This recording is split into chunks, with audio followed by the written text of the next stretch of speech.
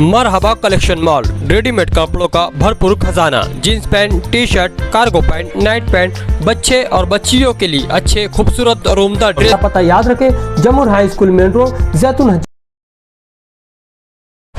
अस्सलाम वालेकुम। मैं जिस रोड पे खड़ा हूँ ये मासूम साइजिंग वाला रोड है और ये रास्ता आशा नगर कब्रिस्तान में जाता है और ये अंडरग्राउंड गटर बनने के मुताबिक ये रास्ता पूरा ख़त्म हो चुका है और इसका इब्तिदा होने के लिए 6 से 7 महीना हो गया। हमारे शहर के एमएलए साहब ने इसका इब्तिदा किया था। 1 करोड़ 23 लाख रुपए की रोड है, लेकिन पता नहीं ठेकेदार क्यों नहीं काम कर रहा। आज पानी गिरने से इतने बेकार हालात है कि लोग मोटरसाइकिल चल नहीं सकती, लोग पैदल चल नहीं सकते कि चिकट मट्टी स्लिप हो जाती गाड़ियाँ।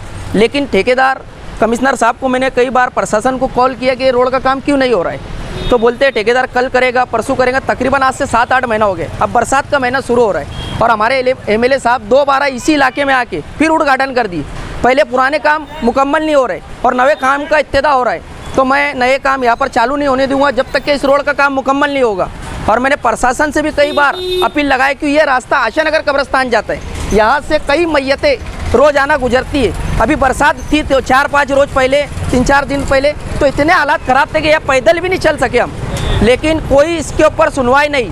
तो ये मैं समझता हूँ कि यहाँ पर शायद टक्केवारी का मसला होगा, ये इसीलिए ठेकेदार काम नहीं कर रहा है। तो मैं 2-4 रोज़ मैं प्रशासन से भी हाथ जोड़ के विनती करता हूँ और हमारे एमएलए साहब से भी कि 2-4 रोज़ में ये काम चालू होना चाहिए, नहीं तो यहाँ पर हम कायदेशीर धरना आंदोलन करेंगे।